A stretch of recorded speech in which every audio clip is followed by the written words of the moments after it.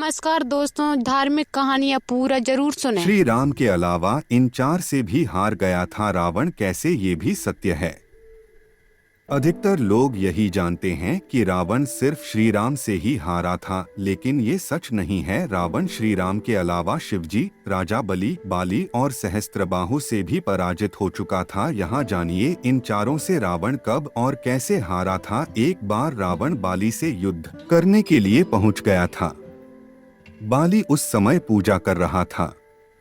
रावण बार बार बाली को ललकार रहा था, जिससे बाली की पूजा में बाधा उत्पन्न हो रही थी। जब रावण नहीं माना तो बाली ने उसे अपनी बाजू में दबाकर 4 समुद्रों की परिक्रमा की थी।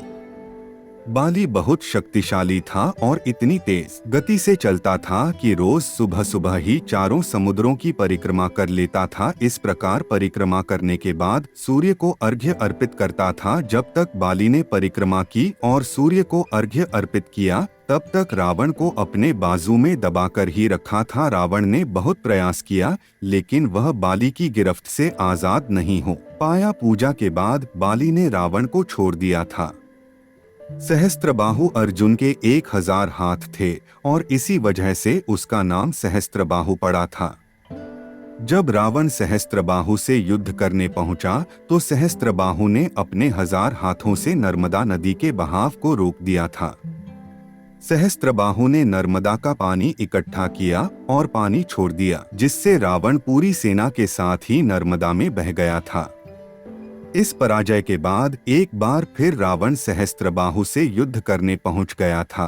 तब सहस्त्रबाहु ने उसे बंदी बनाकर जेल में डाल दिया था। दैत्यराज बलि पाताल लोक के राजा थे।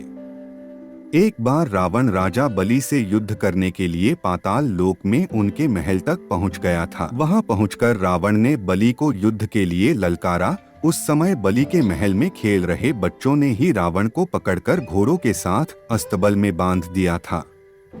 इस प्रकार राजा बलि के महल में रावण की हार हुई। रावण बहुत शक्तिशाली था और उसे अपनी शक्ति पर बहुत ही घमंड भी था।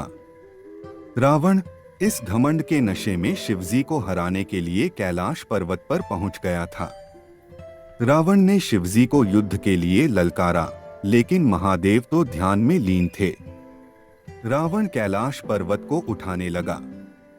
तब शिवजी ने पैर के अंगूठे से ही कैलाश का भार बढ़ा दिया। इस भार को रावण उठा नहीं सका और उसका हाथ पर्वत के नीचे दब गया।